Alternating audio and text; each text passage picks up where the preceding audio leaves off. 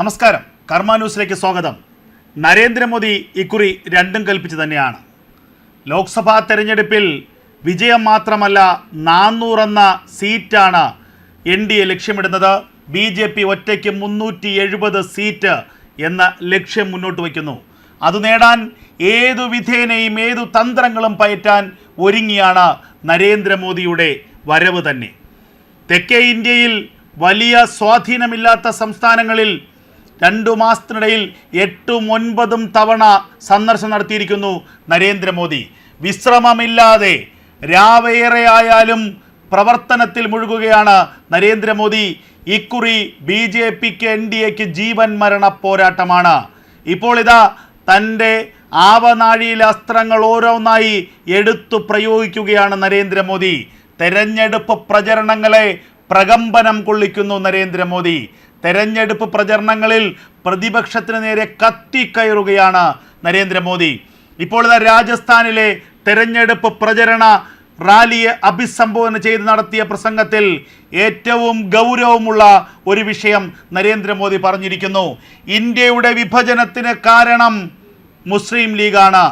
ഇന്ത്യയും പാകിസ്ഥാനും വിഭജിക്കാനുള്ള പ്രധാന കാരണം മുസ്ലിം ലീഗാണ്.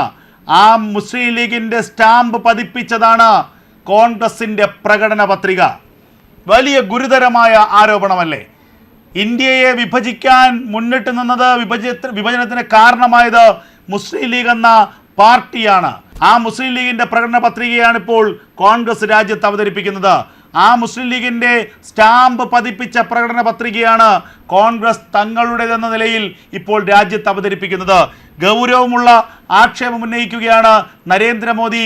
തെരഞ്ഞെടുപ്പിൽ രാജ്യത്തെ ജനങ്ങൾക്കിടയിൽ ദേശീയത എന്ന വലിയ ചിന്തയിലേക്ക് ജനങ്ങളെ കൊണ്ടുവരികയാണ്. രാജ്യമാണ് പ്രധാനം. രാജ്യത്തിന് വിരുദ്ധമായി ചിന്തിക്കുന്ന ആരെയും, രാജ്യത്തിന് വിരുദ്ധമായി പ്രവർത്തിക്കുന്ന ആരെയും ജനങ്ങൾ വോട്ട് ചെയ്ത് ജയിപ്പിക്കേണ്ടതില്ല. കോൺഗ്രസിൻ്റെ ദയനീയാവസ്ഥയെ കടന്നാക്രമിക്കുകയായിരുന്നു കഴിഞ്ഞ 2-3 ദിവസം നരേന്ദ്രമോദി കഴിഞ്ഞ 2-3 ദിവസങ്ങളായി നടന്ന തെരഞ്ഞെടുപ്പ് പ്രചരണ യോഗങ്ങളിലും ഇതേ വിഷയം ആവർത്തിച്ചിരുന്നു.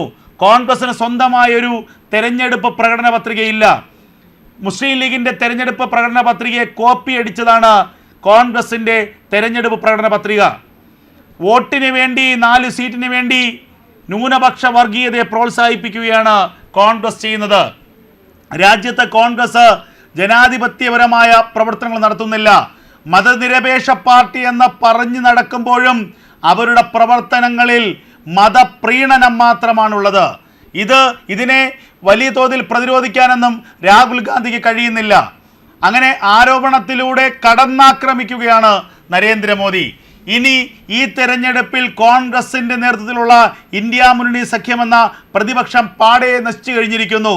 അങ്ങനെ പാടെ നശിച്ച് ശക്തി ക്ഷയിച്ച കോൺഗ്രസിനെ രാജ്യത്ത് നിന്നും തുടച്ചു നീക്കുക എന്ന വലിയ ലക്ഷ്യത്തോടു കൂടിയാണ് നരേന്ദ്രമോദി പ്രചരണ പരിപാടികളെ നയിക്കുന്നത് തന്നെ.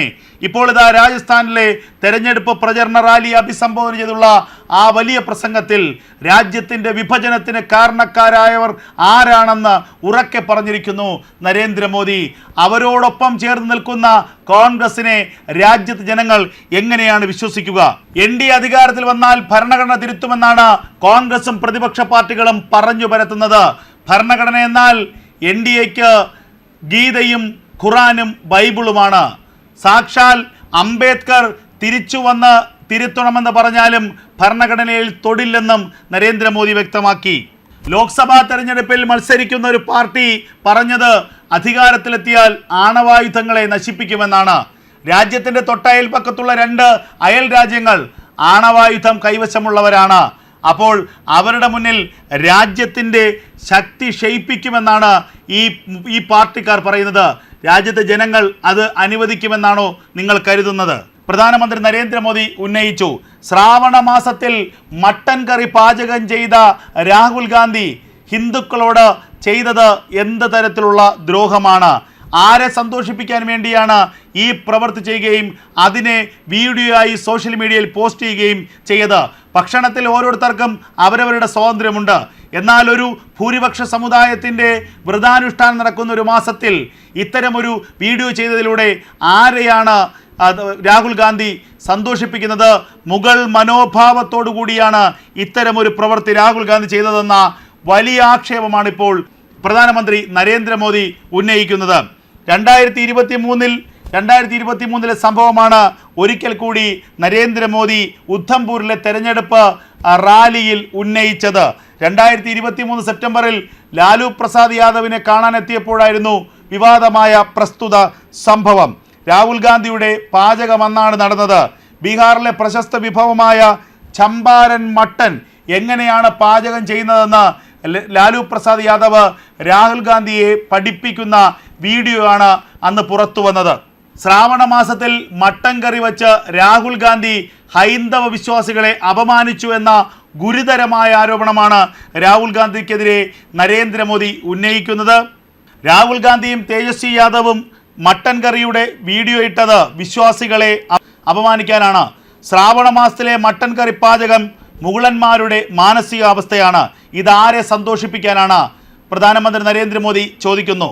ഹിന്ദുക്കൾ ഉപവാസം അനുഷ്ഠിക്കുന്ന സമയങ്ങളിൽ വീഡിയോ ഇട്ടെന്ന് ചൂണ്ടിക്കാട്ടിയാണ് ഉദ്ധംപൂരിലെ റാലിയിൽ മോദി ഹിന്ദു വികാരമുണർത്തുന്ന പ്രസംഗം നടത്തിയത്. തേജസ്വി യാദവിനെയും മോദി വെറുതെ വിട്ടില്ല. തേജസ്വി യാദവ് മീൻ കഴിക്കുന്ന വീഡിയോ പുറത്തു വന്നത് ചൂണ്ടിക്കാട്ടിയ മോദി നവരാത്രി സമയത്ത് ഈ വീഡിയോ നൽകിയത് വിശ്വാസികളുടെ വികാരത്തെ വ്രണപ്പെടുത്താനാണെന്ന് പറഞ്ഞു. എന്താഹാരം കഴിക്കുന്നു എന്നത് ഓരോരുത്തരുടെയും അവകാശമാണെന്നും എന്നാൽ ഈ ചിലർ ഇത്തരം വീഡിയോകൾ നൽകുന്നത് ഒരു വിഭാഗത്തെ പ്രീണിപ്പിക്കാനാണെന്നും മോദി ആരോപിച്ചു. രാമക്ഷേത്രത്തിലെ പ്രാണപ്രതിഷ്ഠാ ചടങ്ങിൽ പങ്കെടുക്കാത്ത കോൺഗ്രസിനെതിരെ നിശിതമായ വിമർശനം ഉന്നയിക്കാനും ഉദ്ധംപൂരിൽ നരേന്ദ്രമോദി മറന്നില്ല. കോൺഗ്രസിനെ രാമക്ഷേത്രത്തിൻ്റെ പേരിൽ കടന്നാക്രമിക്കാനുള്ള വലിയ തന്ത്രമാണ് നരേന്ദ്രമോദി ഇപ്പോൾ ലക്ഷ്യമിട്ടിരിക്കുന്നത്. അതായത് പ്രാണപ്രതിഷ്ഠാ ചടങ്ങിലെ ക്ഷണം നിരസിച്ച കോൺഗ്രസിന്റെ നടപടി രാജ്യത്തെ ഹൈന്ദവ വിശ്വാസികൾക്കെതിരെയുള്ള വലിയ അപമാനിക്കലാണ്. മറ്റ് ഇതര മതസ്ഥരുടെ പരിപാടികളിൽ കോൺഗ്രസ് നേതൃത്വത്തിന് പങ്കെടുക്കാം, എന്നാൽ രാജ്യത്തെ ഹിന്ദുക്കൾ ഏറ്റവും അധികം ആരാധിക്കുന്ന ശ്രീരാമക്ഷേത്രത്തിൻ്റെ പ്രാണപ്രതിഷ്ഠാ ചടങ്ങിൽ പങ്കെടുക്കാൻ മാത്രം കോൺഗ്രസിന് താല്പര്യമില്ല. അതിൻ്റെ അർത്ഥം കോൺഗ്രസിന് രാമക്ഷേത്രം ഒരു വികാരമല്ല, ഒരു സങ്കല്പം മാത്രമാണ്. പതിറ്റാണ്ടുകൾ രാജ്യം ഭരിച്ചപ്പോഴും ഈ ക്ഷേത്രത്തെ നശിപ്പിക്കാനും ക്ഷേത്രം യാഥാർത്ഥ്യമാകാതിരിക്കാനുമാണ് കോൺഗ്രസ് ശ്രമിച്ചതെന്ന വലിയ ഗുരുതരമായ ആരോപണമാണ് നരേന്ദ്രമോദി ഉന്നയിക്കുന്നത്. അയോധ്യയിലെ രാമക്ഷേത്രത്തിൻ്റെ നിർമ്മാണം തെരഞ്ഞെടുപ്പിലുടനീളം വലിയ ചർച്ചയാക്കാനും ആ പ്രാണപ്രതിഷ്ഠാ ചടങ്ങിൽ പങ്കെടുക്കാത്ത കോൺഗ്രസിൻ്റെ നിലപാടിനെ അതിനിശിതമായി തെരഞ്ഞെടുപ്പ് പ്രചരണ യോഗങ്ങളിൽ വിമർശിക്കാനുമാണ് നരേന്ദ്രമോദി തീരുമാനിച്ചിരിക്കുന്നതെന്ന് ഇതിൽ നിന്ന് വ്യക്തമാണ്. ഭൂരിപക്ഷ സമുദായത്തെ അവഹേളിച്ച കോൺഗ്രസിനെതിരെ ഹിന്ദി ഹൃദയഭൂമികളിൽ വലിയ വികാരമുണ്ടാക്കാൻ ഇതിടയാക്കുമെന്ന കാര്യത്തിൽ യാതൊരു തർക്കവുമില്ല.